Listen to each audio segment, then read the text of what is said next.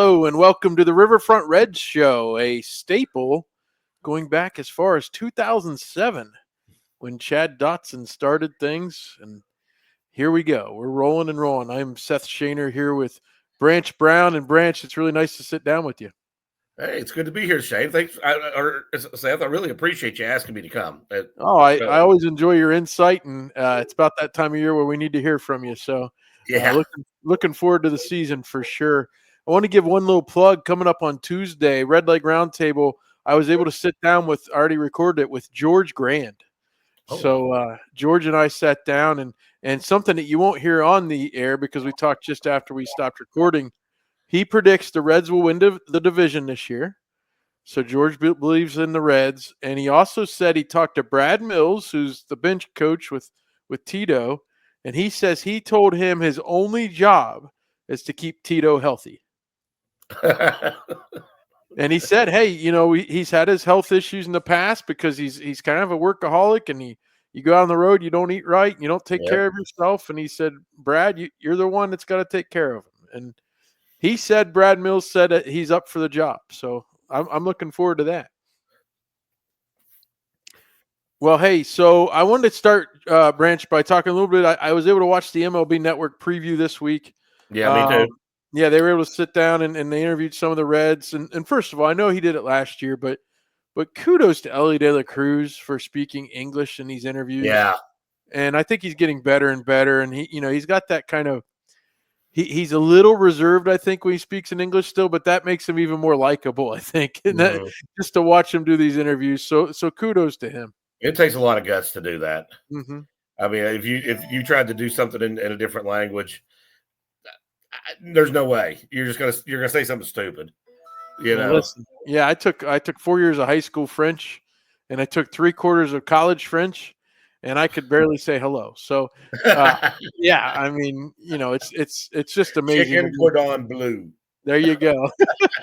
Royale with cheese. Yeah. No, so kudos to Ellie, and I enjoyed you. They had the little play on thing with the special effects where they made it look like he ran to second and a heartbeat. Yeah. Oh yeah. They played that up really well.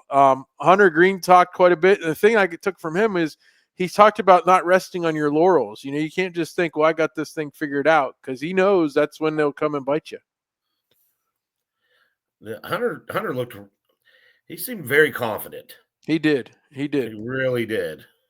No, he did, and I think you certainly, knock on wood with the health. That's I mean, he could. I mean, Chris Sale won the Cy Young, and he probably was going to win it no matter what. But if Hunter makes the rest of his starts there down the stretch, 6 or 7 starts? Yeah, it would have been close. It would have been right close. Yeah. And then Tito, he talked about being energized, and I've heard him say this. And Tito, one thing I've learned too, Tito likes to kind of repeat some of his sayings. He says he's energized by guys like McLean and Friedel. And that's really exciting to hear, because those guys excite me, obviously, and they play the game hard. So that's really fun to hear the manager talking about that. And then what'd you think about Chase Burns? He seemed pretty confident too, actually. I love that he's gonna try to make it to the majors quicker than Louder did, but I'm also like, something's went horribly wrong if he does. Yeah, it's possible that's the case, although we're going to go down through the roster a litlittle bit here in a little bit, and I don't want to see Chase until like a possible September call up, and like maybe he's got a little bit in him for like a relief pitcher role in the playoffs. I brought up a week or two ago the possible Adam Wainwright, like 2006. Yeah. I know the Reds haven't typically done that. That was kind of the Cardinal way. And we try to avoid the Cardinal way as best we can, but with the bird flu going around and all that. No, so Brian Kinney, I was interested in him. Brian Kinney didn't seem to know that Matt McLean was going to play second base last year. He acted as if it's a new change for him, but he says he's going to be an all-star at second base this year. That was pretty exciting to hear. I completely agree with him. I'm like, Tim mentioned the other night, I'm sitting there looking at it, and I'm like, Matt McLean's plus 10,000 to hit, to get the most doubles in the league. And I'm like, that doesn't seem that far-fetched. No, it doesn't. He's got line drive power, and he hustles. Remember his first base hit, right? The big outfield in Colorado, and he turned it into a double. That's not a double for 99% of the players. Mm-hmm. And I think where he's going to be hitting in front of Ellie, he's like, I got to get some distance between me and Ellie. Yeah. Yeah. He might have cleat marks. He doesn't want to get past. Yeah. He could have cleat marks down his Yeah. Yeah.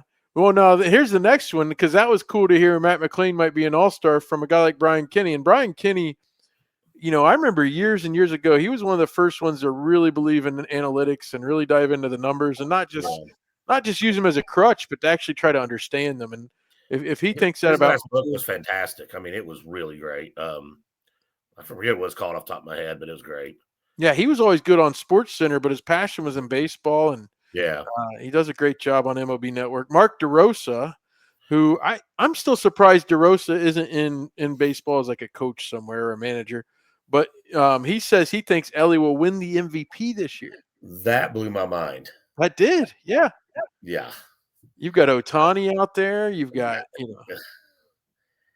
And like I was thinking, like, and it's going to be, I mean, even just to get in the top 6 in MVP and NL, I mean, you're looking at Ohtani, Tatis, Soto's now, you know, back in the NL. Acuna's out there, not to mention, like Mookie and and a couple Dodgers hanging around, Yeah, maybe they'll cancel each other out on the votes. I will set you up with this though. Joey Votto.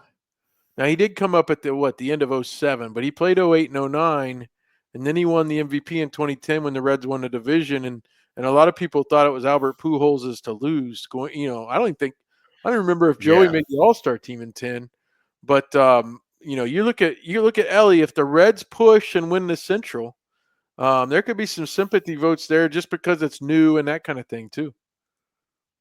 Yeah. I don't know. It's going to be interesting. If he puts up 50 stolen bases, that's going to be hard to pass too. Sure. I mean, like last year with Ohtani, we know what to expect with Ohtani, but all those stolen bases was just like a cherry on top. That was, yeah. He's like, I can't pitch right now, so I might as well add this other thing. Yeah. Well, Brian Kenny had the Reds at 86 wins, and DeRosa came in at 83. So likely neither of those win totals wins the division, but they're significantly better than some of the other the projections like Zips or Pacoda. So, I mean, I would sit here on March 13th while we're recording this and say, if they won 86 games, I'm going to be happy because it means we're competing all season. I feel like 86 could get you into playoffs also with all the amount of teams that get in now. So it's perhaps you make a playoff spot with 86, but I think the goal's got to be 90 at least, right? I'm expecting 90. Are you? I'm expecting 90. I'm optimistic right now. So my optimistic that everything goes really well. I'm at 90. I can see 83. But I'm at 90 right now. Okay. I like optimistic branch. That's fine by me. 90 is a good number. Some news and notes. I was going to ask you to pronounce the name of the Mexican League team that Nick Senzel signed with this week. I have no idea. Tecolotes de los Laredos. That's where he's going to play this year. And I think you might have even said it in our Slack channel with our Patreon group. How many times did he have issues maybe on or off the field with temper and some other things? Yeah, and you wonder if he's got that reputation now. I've heard those rumors, and like when he was with the Reds, I just kind of like, well, you hear stuff about players, especially ones that are struggling. Right. If they're smacking the hell out of the ball, you never hear nothing about them. Winning and doing good covers up a lot of crap. But now that he's went through what he's went through, I'm kind of like, well, maybe there's something to that. It's hard to tell. He's still a little young to be, if you're a top 5 pick in the draft, and I know it hasn't gone great for him, but I would have thought he would have had a big league, especially like the White Sox, right? I mean, he was there part of the year last year. The White Sox don't exactly they're not flush with big league talent. So I can tell you, I was really I wanted to trade him and Billy Hamilton for Christian Yelich. Oh yeah, I remember that. And I got a lot of junk about that. There's a lot of people No, I like, think "You're you're crazy, right. you're crazy," and I'm like, "Man, he's still just a prospect," you know? Well, and even if I mean, I obviously he hadn't won the MVP yet, Yelich, No, no. But but he was getting ready to go off. and he's one of those guys, and I don't want to sign a bunch of guys that only do well against the Reds, and that wasn't the case. But he was one of those guys that did a lot of damage against the Reds when he was a Marlin, and Mhm. but then he did damage against a lot of teams. So Well, that I whole would have been Marlins outfield during that time was so good, and then they're just dismantled it, you yeah. know? Well, I remember the Reds had Dunn, Griffey, Josh Hamilton, and Jay Bruce was on the come, and then they didn't Yeah, have the next year. All they had was Jay Bruce. yeah. Um, Hey, so another bit of news: Spencer Steer has resumed swinging after he got that cortisone shot. As I mentioned, that news came out, I think, today on the 13th of March. They play in 2 weeks. I I have a hard time believing he's going to be on the big league roster on opening day. What do you think? He's gonna be in the IL. Yeah, Yeah, which is a and then that shame. brings up who's gonna be there for him. Yeah, we'll So, go over that in here in just a minute. But yeah. my big thing too is his versatility. Like even when they were trying to sell it as if he might just play first base and DH, I was like, Mm. I want him if he can hit, that's fine. But part of me just felt like, well, that kind of takes away from why he's so valuable. Because if a guy could play the corner outfield positions, the corner infield positions, and second base, all those positions, he's just another one of those versatile guys. But if he's only a first baseman or only a DH, I worried a little bit about what that would bring. I I'm worried about I don't know. I'm having a hard time finding a place for him to play because I don't want to see him in the outfield ever again. Okay. So you weren't And impressed with him out there? no, I really wasn't. Okay. You know, I didn't think he was doing just a bang up job out there in left field. Uh, Well, that's fine. Yeah. Um, I think when you have the offensive struggles that the Reds outfielders seem to have, yeah, I think then I would have been okay with them out there. Andrew Abbott, he made his appearance of the first appearance of the spring. He pitched 2 innings in a minor league game. Did well. He told MLB's Mark Sheldon that he was encouraged with the results, and he even threw 11 more pitches in the bullpen on the side afterwards. That's kind of more of what I wanted to see was like, I mean, did he get through the whole thing? And in fact, he got through his outing and then said, "Hey, I need to throw some more." He did say he wants to find out how he feels the next day. So I yeah. assume that would be, today. He wanted to figure out how he woke up and things like that. But again, we'll get into the roster here in just a minute. But where are you on Andrew Abbott and how important he is to this team? I don't. I think he'll be there. I mean, they don't really need a fifth starter right away. Yeah, I think Be it's up by the April 5th is the first time they have to. yeah. Mid April he'll be up, and I'm expecting I'm expecting him to have a great season. Hmm. He's just a baller. I He's mean, consistent when he's he's very healthy. consistent. He knows pitching extremely well. You know, he knows what he's doing when he's on the mound. He knows when he's having a bad day. Hmm. You know, and he knows how to battle. So I don't see any reason not to expect him to, after the first week or two when he finally makes it, onto the rotation to just keep going.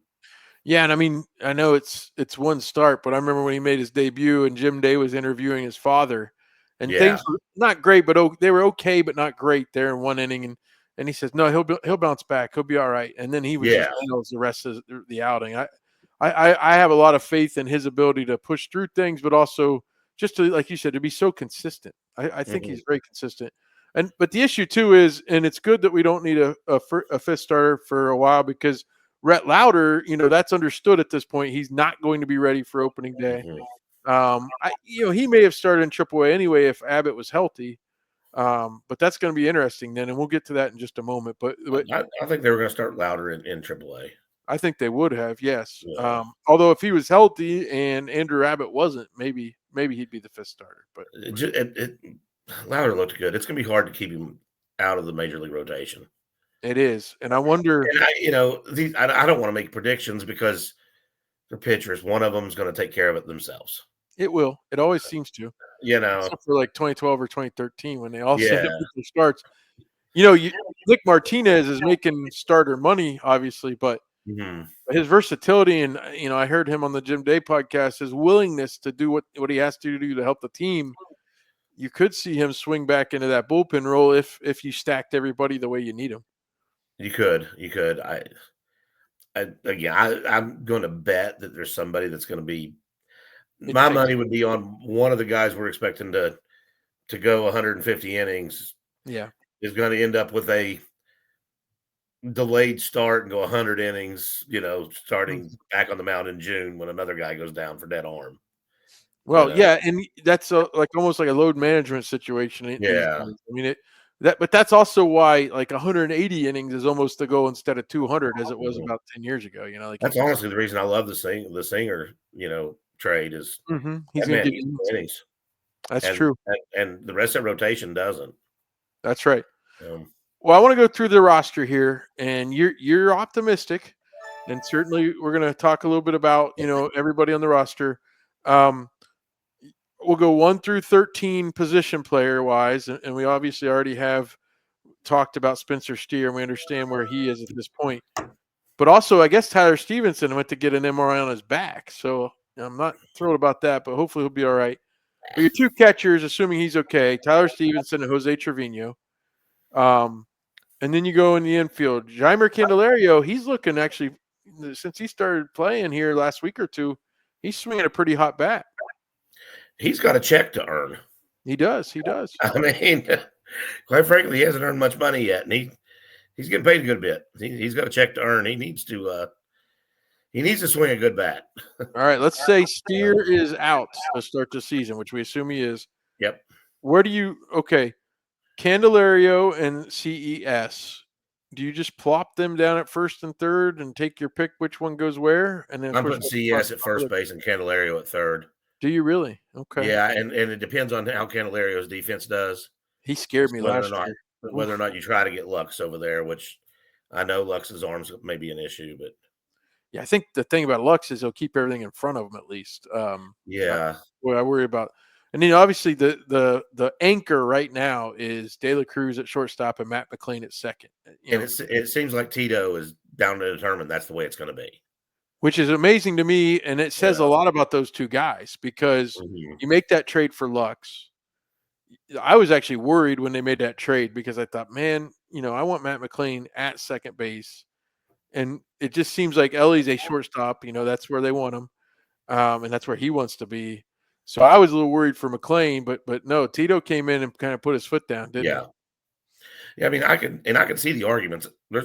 You could shuffle that infield, especially with Lux. Mm-hmm.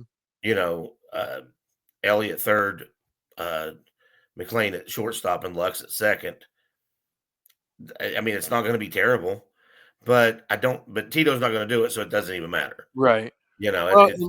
With that being the case, I'm fine. Like, give me Lux 25 games at third base. Like, that's not going to kill the Reds. Mm-hmm. And that's going to spell one of these other guys, put him at DH that day. Mm-hmm. Then I want to get to Espinal and Lux themselves. Tito actually, he told Tom Brenneman earlier today, he said, I'm going to put Espinal and Lux in the outfield. And he's like, I love Espinal's bat. He's like, I want his bat in play a little more, and putting him in the outfield in the corner spot. And then Lux as well. I guess Lux has been taking fly balls. So see, that could work out. It's not like Lux isn't an athlete. I mean, the guy came up through the system as a shortstop. Mm-hmm. Maybe not a high-ranking shortstop, but he came through the system as a shortstop. That's right. And I like how he said how Tito told him, hey, work on the outfield some and let me know when you're ready. Yeah. I'm not here to embarrass anybody. And, Lux knows what he's doing. He's a professional athlete. He went out there and he worked on it and said, hey, Skip, you can put me in the lineup in the outfield now. Yeah, and he said it was only the next day. Yeah, yeah. So he felt good about it. I mean, he's the guy's probably a pretty decent athlete. Espinal's just been trying to make a case to make that team and stick around. I mean, well, I think you gotta love the fight. He's a good defensive shortstop. He's a good defensive infielder. He can play any of the four positions. I mean, he could play first if he had to. Yeah. He can play. He's played the corner outfields. I absolutely. He's on the team. On the team. I mean, he's great. the first 11 guys are on the team, and that includes Austin Hayes, who we haven't talked about. Tito Yeah. said today that he hopes to have him at cleanup to help Ellie, to give him somebody behind Ellie. Yep. He wants to bat Ellie third and McLean second. Where are you on Austin Hayes? I guess from my standpoint, had they signed more of a power hitting outfielder and Austin Hayes, I would actually like this a lot. But I worry a little bit. Certainly, you're trying to force Austin Hayes into that cleanup spot. Yeah, I wish that Austin Hayes was our weakest hitting outfielder, There you go. but so far with what he's been doing, I ain't got no complaints. I mean, he had some weird stuff going on last year. Oh yeah, absolutely. Just weird stuff. But like, if he can give like Tito was saying, if he gives that protection to Ellie, because Ellie needs protection, and but if they just don't really pitch to Ellie, you need somebody that's going to make him pay. Mm-hmm. And right now, he looks like he will. Well, and talk about somebody he's not trying to earn his money. He's trying to prove he's back. Yeah. But also, he played on a young team that did well with the Orioles a couple years ago. He made the All-Star game. Yeah, and so it's the same. Like Lux has been on a winner, and he's bringing that over here. I like that. I think I remember when the Bengals started drafting those guys back around when Joe Burrow came in. They wanted draft guys who have been on winners and who have been captains. And I see that with some of these guys that they're bringing in. They're not superstars, but if Hayes and Lux bring a little bit of an attitude because they know how to win, that's huge for this team. Like even going back to Farmer, when that trade went down, I have some friends that still live in LA, are still LA fans, and are big LA fans, and they're like, "You're really gonna like Farmer," but now they're like, "Dude, Lux he's nothing but good things to say about him." Yeah. Well, Lux is the pedigree. Farmer was always the guy that had to try hard, even be a catcher just to make the team and all that. Like Lux is the guy they wouldn't trade, for a few years as the prospect coming up. And they had him penciled in at shortstop last year. And he's coming off that big injury, and he just couldn't make it happen in spring training. Yeah, so they got the most super utility player of all time. They do, but nobody. I would have never guessed that Mookie Betts would play shortstop, but there he is. Mookie will play anywhere you want and do it exceptionally well. It's almost unfair. It is. Where are you at this point? I know I mentioned already that Tito loves him. Where are you on TJ Friedel? Like, bounce back year, or is he did he peak and he's on his way down now? I have no earthly idea. I don't know what to expect out of him. Yeah. I mean, did he put up a tremendous year in 23, and you're just like, okay. I don't know. I just don't know. I don't know if I'll be happy if he gets 100 and over 100 innings. Yeah, 100 games. 100 games, 100 games. Yeah. Because he's I think for him to perform that level, he has to kind of lay it all out. And yeah, that's true. But he's also the type of guy that Francona will just rally around. Like, yeah. He's gonna have I just don't know. I mean, I don't want to count him out, but I also don't want to say that. I mean, he's getting older. Sure. And I don't want to say that he's just gonna tear it up too. I don't know. I really don't know. It's hard to predict him. Well, I wouldn't expect. What do you have, like a 3.9 WAR or something like that? Yeah. I don't know if I expect to be that high, but if he puts up a 2 WAR, I'll be happy with it. Yeah, if he can be on the field for, I'd say if he's on the field for 135 games, I think the Reds are a good team. It got to the point where David Bell didn't need to worry about lefty righty with him, which was good because the entire outfield seemed at that time, and maybe it still is, with the exception of Hayes. There's just some concern there because if everybody's only good against one side of the mound there. So that takes us to the last 3 spots, all right, in position players. Fraley's making the team. Yeah. He's going to play some. It looks like Stu Fairchild will make the team, although when they signed Hayes, I was kind of hoping that was, hey, Stu, I'm sorry, you're a 4A player. And then because of Steer's situation, you've got Benson, Blake Dunn, or Jacob Hurtubise. Okay. I mean, I think Benson's going to AAA. Okay. Because I think they think Benson can be a better player than he has been, and they want him to fix himself. And Tito's been playing him a lot. Right. He's given him a lot of opportunities. I think because of handedness, it's probably going to end up being done. Okay. Yeah. And Hubertis has had a great spring training. No, Yeah. they're good depth. Yeah. Again, I've said I didn't want to give up what apparently the White Sox asked for Luis Robert, but somewhere along the line, a power hitting outfielder would look awfully good with this line. Mm-hmm. I wouldn't give anywhere near what they wanted for Luis Robert. He's only played 100 games in one season ever. Right, and that was the only. I'm not a big Robert guy because why give up a bunch? Right. Why give up some arms for a guy that barely plays as many games as relief pitchers? Well, and then the side of it too is like this. Teoscar Hernandez was like, I want to go back to the Dodgers, which who wouldn't? Mm-hmm. And Conforto, right, went to the Giants, and it's like, well, I'm so leery of injuries with the Reds that I'm just like, man, Luis Robert is just like asking for it. Yeah. Yeah, it's just the problem too, though, is if you look at the prospect rankings and the expected time that the best prospects are coming, the only outfielders on the list don't come till 27, 8, or 9. I really wish that the Reds could have matched up with the Astros and gotten Tucker. That would have been nice. That would have been really nice. That would have really taken care and really helped this team a lot. And you heard It moved them where they've been projected winners of the division. Yeah, I agree. But apparently the Astros didn't like what the Reds had to give.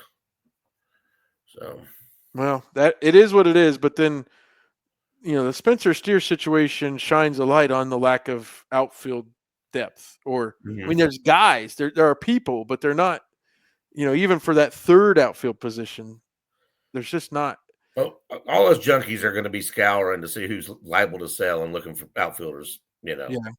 We also wonder, is there going to be somebody that gets cut that, just was a bad, like it was a numbers game in some camp out there? Because how many times did they get a guy? Nick Krall loves that. Right. I mean, and they've done it before too. I mean, yeah. It's kind of how they got David Ross even at catcher, right? Years ago. Yeah. Well, I mean, Scooter was a pickup, and Scooter. Even Brandon Phillips. Yeah, Scooter's probably going to end up in the Reds Hall of Fame someday. I mean, 4 home runs in the game will do that for you. That's true. All right, let's talk a little bit about the pitchers. Yeah. We've talked about Hunter Green, opening day starter, well-deserved. Probably should have been the guy last year. Definitely should have been the guy last year. This will be a second in 3 years opening day start. I keep seeing the list, though, go next to Nick Martinez and then Brady Singer or Nick Lodolo. And as I mentioned, they don't need a fifth starter till April 5th if they decide to go with that off day that's built in there on March 28th and not go with a fifth starter. So they can play around with it a little bit. Does that give Andrew Abbott enough time? Maybe. Yeah. How many pitches did you say pitched in the bullpen? He threw 11 more after his 2 innings. 2 innings. He said his next outing he hopes to throw 3 innings, which that still gives him two. Gets him close. Yeah. It gets him real close. I mean, if they're willing to go out there with him not having thrown 6, well, if they're fine with 5, then it gets him real close. And I know it's a different manager, but it wouldn't be that much different than when they reinserted Martinez multiple times last year and only got 4 innings out of him. So at that point, you better hope your bullpen's rested. But I think they'll want to protect Abbott's arm a little bit more than they cared about Martinez's. That's true. That's true. All right. And then Alexis Diaz is your closer. Allegedly, supposedly, all the words. Right now. He is in better form this year than I guess he was last year. I think he was just wore out last year because in 23, I think he just got rode so stinking hard. Yeah. I mean, Bell rode him hard. He did. You're right. Phew. Well, and so if he's ready to rock, that's great. They've still got Pagan, Santillan, looked great last year, even though they messed around and didn't bring him up until later. He was in AAA for so long. They traded for Taylor Rogers. They got Brent Suter back. Mm-hmm. Sam Mull gave up some runs the other day, but he's been good since he's been a Red. He knows what he's doing. And they got Scott Barlow. They got him. He's on the big league roster, 40 man. So then I've got it down to one spot. The one spot, and then the question becomes: Do you have to use Graham Ashcraft as that fifth starter? Do you want to wait on Abbott even longer? Or I'm if I'm Tito, I'm sitting down having a nice hard conversation with Graham Ashcraft and asking him, does he want to make a whole lot of money as a closer or make a little bit of money as a possible starter and bounce around a bunch of teams? Yeah, he's got closer stuff. He certainly does. I mean, he's not Mariano Rivera, but the effect of that pitch is similar in a lot of ways. And he throws max effort all the time anyway. Which says closer. Yes. Closer. Yeah. Or reliever, Let him run in the ninth with a 2-run lead and see if the adrenaline doesn't get pumping even a little bit more. Oh, I bet it does. And his attitude, I think he'd kind of get addicted to that. Sure. And that's where I am, the Suter, you mentioned Mull knows what he's doing. Suter knows what he's doing. You trust these guys, right? Yeah. They may end up with a 3.4, 3.8, whatever ERA, and it's fine. One bad outing here or there. But boy, if you had Ashcraft, that gives you some fire. Yes, it does. And a lot of these veterans that they've signed or traded for aren't necessarily that. They're just reliable. And even Brian Shaw, he's Tito's kind of crutch from Cleveland that's getting a little too old, but they got him on a non-roster invitee and all that. They've got Alex Young still. They've got Ian Jabot. They've got Josh Stomont, which he was a minor league signing as well. Yeah. They've got some options there, and they can stash some of them in AAA and have some depth. But I'm with you. I think the only reason Ashcraft starts the year as a starter is because they just don't have a fifth guy that they think is going to be ready by April 5th. But that means you still have to throw Ashcraft sometime between, they leave spring training and April 5th. They've got to figure something out. So he might still even come in and throw a little bit here or there. Mm-hmm. Well, I mean, and Ashcraft, we already know that Ashcraft's not a 3 times through the order guy. Mm-hmm. It's not going to happen. He's a 2 times through the order guy. So I'd rather see him in the bullpen instead of putting pressure on the bullpen. Yeah. All right. So we've harped on some of these eyesores or holes, or are you still optimistic, Branch? Are you still? Because it's all because of division. Yeah, I agree with that. If they were in the NL East, I'd be like, no chance. But it's because of division, right? And everybody else is doing the tiptoey thing around the Brewers, and they've been getting away with smoke and mirrors for 2 years now. You're right. With a really good bullpen or 3. Eventually they're not going to be able to pull the magic rabbit out of the hat for the 7th, 8th, and 9th inning. It's eventually going to die. I agree. And winning a bunch of 1-run games, that's a lot of luck. Well, yeah, and you've got to believe the Reds 1-run bad luck has got to turn, or at least come to the middle. The Cardinals, who knows what's going on there? And the Pirates, man, they're going to be hard to beat in a series if you get the right 2 pitchers starting. That's true. But the rest of the time, it's not going to be a big deal. Right, and the Cubs, I wish they didn't have Kyle Tucker, to your point earlier. Yeah. The Reds could have swung that deal. Tucker really helped boosted them a bunch. He does. I mean, they're not going to – the Cubs are going to be bad. But I wish that we played more in division games now than we do. Yeah, they've taken it down. And then I'd even feel better about that 90 win. Because I'm just not – I know that everybody doesn't want to say anything bad about the Brewers. But I will, man. They've been doing smoke and mirrors for 2 years. At least. Well, there's got to come a time, and I remember the Reds just owned the Cubs. Yeah, from like 2010 through 2015 or so. Yeah, not through 2015. You can point to the day that Rizzo and Chapman were getting into it. I was just going to say when they got Rizzo, and that's the day that the tide turned, and the Reds were starting to lose it anyway as far as being contenders. And obviously the Cubs, if they would have let Chris Bryant come up on opening day, the Cubs might make the playoffs and make a run that year, but they win it in 16. And for it was a 4 or 5 year stretch. The Reds dominated the Cubs, and then 3 to 5 years it was the other way around. And I feel like even though the Reds seem like they might be on the come, they still haven't solved the Brewers. And it's like, is this the year that they do? I think they were outcoached against the Brewers. Honestly, honestly, I think that's the reason that the Brewers did so well is they flat out outcoached the Reds in 23. They just they played bullpen games, and all them bullpen games just ate us alive.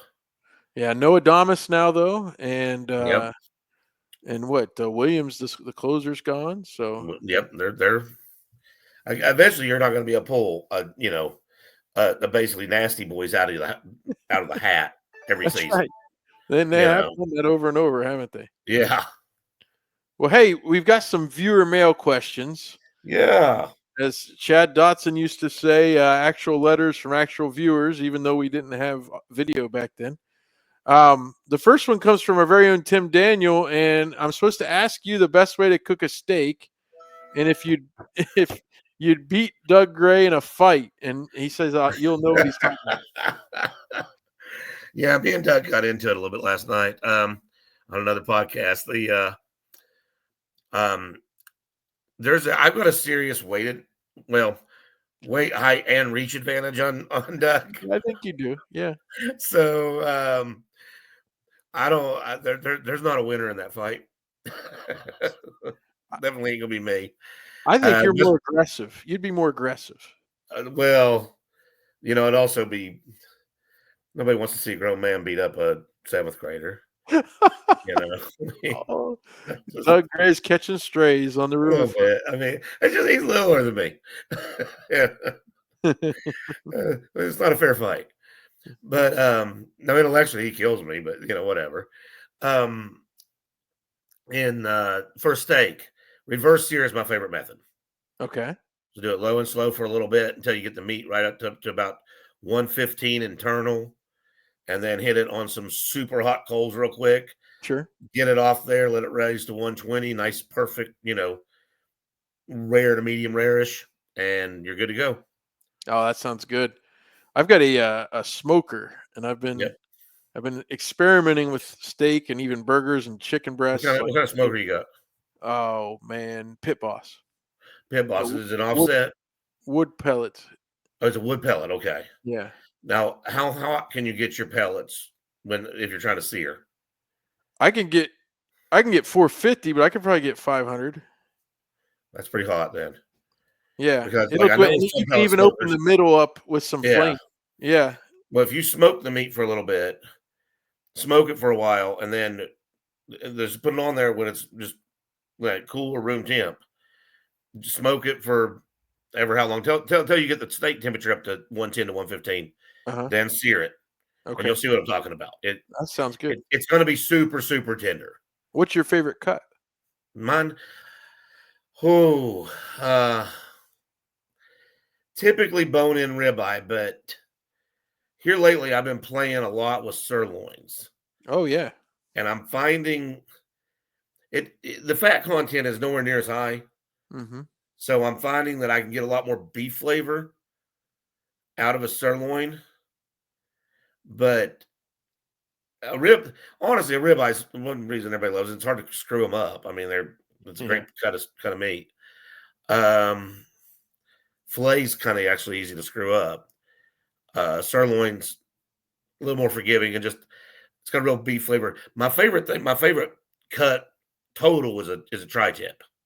Okay, yeah. It's like the poor man's brisket, basically, but it's my favorite to cook as a roast. Sure. And you get a real heavy beef flavor with that too. But I'm actually going to say that my favorite cut's probably still ribeye, bone-in ribeye.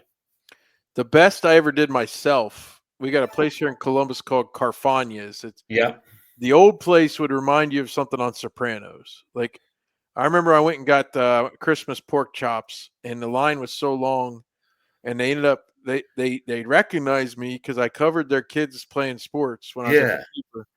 and I got my meat, and I was gonna have to go get in this 20 deep line just to pay.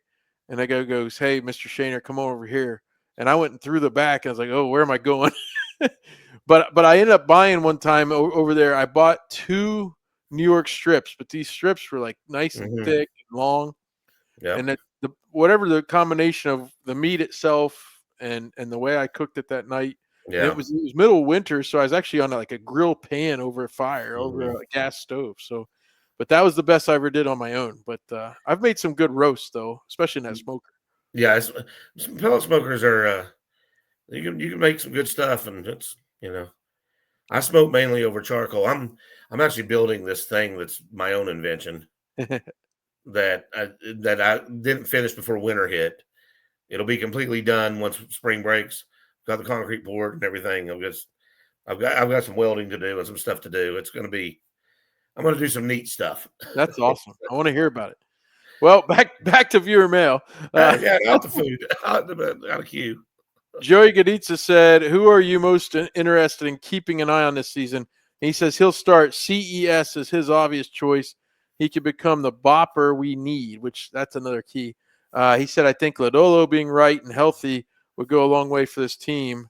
And he said, "Cheers, gang! 2 weeks, baby." So I guess who's your guy? I mean, certainly we want to see. Man, I can't take my eyes off Ellie ever. Yeah, right. I can watch a dude play dominoes. I swear. I mean, I'd like to say CES or somebody else, but I'll tell you, if I'm at the stadium and I have to pee, I will hold it if he's coming up and wait. That's the test. There'll be some dancing if he's well, coming up to bat. My barber's a Tigers fan, and he was asking me, he's doing fantasy baseball coming up, and he said, you think Ellie's really not going to take a step back? Because a lot of these projections haven't taken a step back in every category. And I said, he won't take a step back because, number one, he's getting better at the plate at not flailing at terrible pitches. And number two, he does, and this might not affect fantasy that much, but to me as a Reds fan, he does 2 or 3 things a game, even if he doesn't get a hit, that just drop your jaw. Like my pulse speeds up when he comes to the plate. Yeah, absolutely. Because I'm just like, what's about to happen? Well, for me, it's McLean. McLean, oh, he's great. Listen, I love Ellie as much as everybody else does. I'm never, because I say something good about something else doesn't mean I don't like Ellie. But even like as a being a Bengals fan or an Ohio State football fan as I am, like I always seem to pick a guy, and he might not be the best player on the team, but he's kind of the guy I just love watching. And I guess if I go back to 2023, my son's 14 now, but that's 2 years ago. He was 12 at the time, and Ellie hadn't come up yet, and McLean hadn't come up yet, and the Reds were playing terribly. And my son, who was a diehard Reds fan for, when 2020 happened, he was about apoplectic. He was off. He was so sad.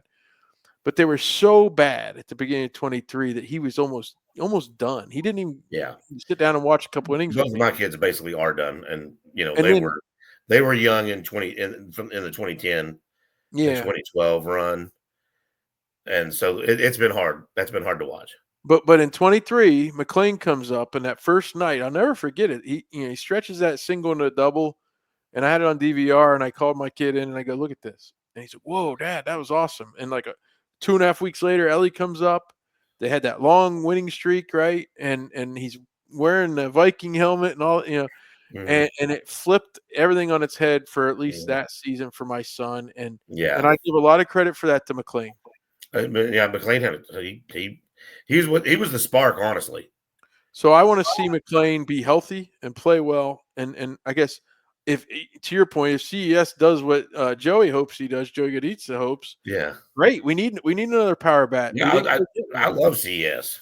Yeah, I love beefy boys. I want to see him up there swinging the bat hard. Yeah, no, I'm excited to see him. And that's the thing. Not everybody, that's the whole launch angle era and some of the stuff that happened over the last 15 to 20 years. Not everybody has to have the same role, right? I mean, different guys can do different things.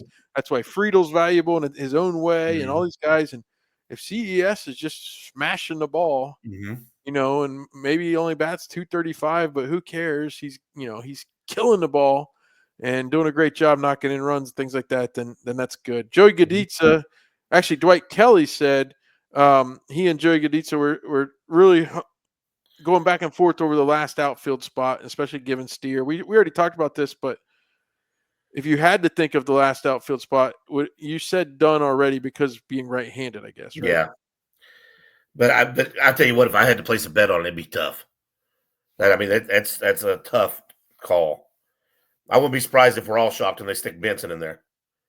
It would shock us all. I mean, it would just be like. I liked your point earlier, but I almost added, and I'm glad you brought him up again. Mm-hmm. Tito was the manager of the Indians, Guardians, Mm-hmm. whatever they were at the time when they traded him to the Reds. Yeah. He didn't have a spot on that team. He had a good 2023. I mean, I didn't expect him to do what he did, especially after he started. What was he, like 1 for 32 or something like that to start the season? But Tito knows him already, and so that almost is a bad thing, I think, for Benson. Yeah, I just don't know. I mean, I'm glad I'm not the one making the decision because for me, I would honestly probably go Hubertes, but I'm glad I ain't making that decision. It'd be tough. He reminds me like, and they both can fly. Sure. You know, Dunn and Hubertes can both fly. So, yeah, and Dunn's the second fastest guy in the team, isn't he? I think so. Yeah, he's very fast. It'll be interesting. What about this question? If we were to say that Steer, there's a miracle and Steer can suddenly smash the ball for the next 2 weeks and they decide to let him be on the opening day roster, and I don't think that's going to happen, but let's say it did. So you're already thinking, Dunn, I guess, is Dunn the odd man out? So now you're telling me that Benson, Dunn, and Hurtubise are all in AAA? Yeah. Mm-hmm. Yeah, and Fairchild's on the team. Unfortunately. There's times when I don't. If he's the fifth outfielder, I'm fine. Like it's okay, but I know some other folks are out there talking, and Fairchild and Fraley platooning day in and day out in right field. I don't know. That doesn't feel. And we haven't talked much about Fraley. Fraley could end up putting a lot of. We talked about Hayes and what he went through physically last year. Fraley went through the ringer last year with family things and. If Fraley doesn't have a good April and May, they're going to be shopping hard. Yeah, they have to. Or Dunn is going to take over. I mean, it just right. Fraley needs to have a good April, May. I agree with that. Yep. He's right now. If the starters are what they're or somebody like Lux is just going to put him out of a job. Somebody will put him out of a job if he doesn't have a good April and May. Which you kept waiting for last year with both he and Benson, really. Man, his power was running them out there, didn't they? They just If Fraley can't, if his power doesn't come back, he's done. There's nothing there. There's nothing there. He plays hard, but it's just not. All right, before we say goodbye to everybody, tell me a little bit about some thoughts on maybe a few things that will happen this year. What are some maybe statistical things or milestones guys hit? Like what are some things to look forward to? Hunter Green will be in the top 2 or 3 in Cy Young. Okay. I can't say that he's going to win it, but I think he'll be in the top 2 or 3 in Cy Young. I honestly think Ellie's going to probably do 30-60. And there's where you start talking MVP a little bit. I think Abbott is going to end up being. I think our pitching this year is going to end up actually being Hunter number 1, Louder number 2, and Abbott number 3. Because I worry about Lodolo being able to go the whole season, even though I'd love for him. Yeah, you'd love to see it, but he just.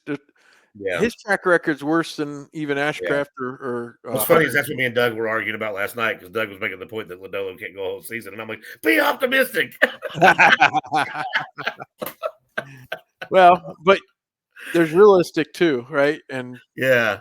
I mean, I was actually kind of pessimistic going into spring training, and then within a few days of hearing some of the stuff coming out of there and how pumped everybody was, and just knowing that McLean was healthy, like my optimism went way up. And Lodolo's been in the gym made me feel pretty good. Well, he said he couldn't even do anything last offseason. Yeah, but like he like looks. He's always going to be all arms and legs, Right. but like he's more put together. You know what I mean? Which, yeah, that's great. That's Which great. just it doesn't. He doesn't look like he's a praying mantis as much on the mound. So for me, I can't. I don't want to go out and say X. Ellie's going to win the MVP or whatever. But my thing for him is to just be less like mercurial. Like, a buddy of mine collected a bunch of the home run challenge baseball cards of Ellie, and he was putting in to see if Ellie would hit one, to try to get the tops to send him the good card or whatever. And I mean, he would go home run, home run, home run, and then nothing. Mm-hmm. Like most of May last year, he did nothing.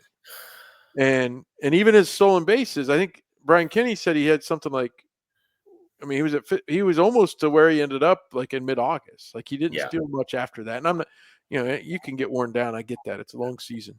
Mm-hmm. And he played 160 games. He's a young man too, and he's also having to learn how to live in a different country, in a different city. Yep. He of course has money, has fame. Those things. I guarantee there's things behind the scene that take a toll on a guy. Oh yeah, absolutely. But he also seems like a guy that is more than just the flashiness of. Yeah, he is, and it seems that way. But he's navigating a minefield. He is. And it's pretty impressive, actually. Yeah, and it's going to be, it's going to take its toll on you up here. I mean, it just is. You're going to get wore down by the end of the season. That's why Francona, I think, but also having McLean with him every day. I think having McLean with him every day will help a bunch. I think those two things are huge for him. No doubt. Well, any more thoughts on the season as we get ready? This may be my last chance to be on here before opening day. I'm looking very much forward to it. I'm so happy. I'm just so looking forward to it at this point. Yeah, exactly. I'm ready. I ordered a new shirt for opening day. What'd you get? Like just a long sleeve T-shirt. Uh-huh. So it's one that I can throw a flannel on if it's cold, push the sleeves up on if it's hot. Are you going to be over there? You coming? Yeah, I'm going to go. I wasn't going to go, but then my wonderful wife decided, her and M last week decided that even though I have other responsibilities that I haven't had in years past with taking care of my mom. Okay. They're like, you need to go. So I'm like, okay, I'm going to go. So yeah, sure. I'll be up there on opening day. I've told the story, but my grandfather and I have gone basically since the mid-90s, and he can't go now. And I talked about, hey, maybe we'll just have a party at the house. And but my son wants to go, and everybody said no, you should keep the tradition. So we're gonna be there. So yeah, I'll see you around somewhere. I was gonna be like, okay, I'm just gonna stay home and watch it with mom. Mm-hmm. I mean, I took days off work and everything, but I was like, and my wife's like, I like opening day, but you just, I'll take care of your mom. You just go. That's great. And we've been married 28 years, and anybody knows her, she's a wonderful woman, and I really appreciate it. Her being like, hey, go. Yeah, you like it too much. It's kind of like when I was talking with George Grand, he was talking about like, well, because I've been a journalist or a broadcaster or a writer my whole career, and it's like, but my love of sports is there too, and it's like, well, at some point I said, my wife knew before she married me, and if she didn't figure out by now, this is like if you look behind me, a huge fan and all that. Well, hey, I made a promise. I know you've got your Blue Sky on there, but I made a promise on X the other day that I would make another plea for Homage, the local Columbus company here in Central Ohio that I've faithfully bought shirts from for years. I wear their shirts a lot. I ain't got one on today, though. So I made a plea last year that they send me a box of that, something. I know they've sent it to Chad. I'm jealous of Chad. I'm wearing one tonight. It's got the H here, there. It's the old Reds logo. The new stuff looks great, Homage. If you want to send something my way, you've got my address. I've bought many things and had like most of the time I'm just wearing a plain Homage T-shirt. It doesn't even have red stuff on it. I just buy the different colors and wear them. They're so soft. Yeah, they're great. So this is the plea to Homage. You can send me a box of that. Like I said, you've got my address, I wear a large. It's good to go. Let's do it. So, shameless plea there. But Branch, it's been so fun talking with It's you. been good. It's been a good time, Seth. I really appreciate you asking me on. And send me a message there on opening day with your whereabouts, and maybe we'll get to Yeah, say hi in person. yeah. We'll, All we'll right. get together and talk about it. Well, everybody, enjoy these last few weeks as we get ramped up toward opening day. We can't wait to get there. Us Reds fans are so ready for it.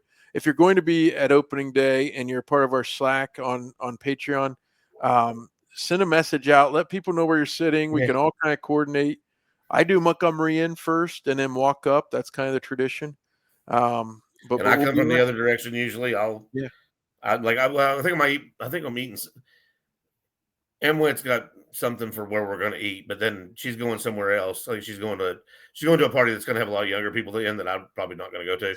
I don't really want to. I feel too old, and I'll probably make my way back across the river into like Smoke Justice or something. sure. All right. Like go over and catch Mo's show. Yeah, absolutely. All right, everybody. Thanks for tuning in for Chad Dotson, Nate Dotson, for Wayne Krinchicki, Chad's favorite player. Have a great weekend. And as I said, we cannot wait for opening day. 2 weeks and counting from here as we record this. So long, everybody.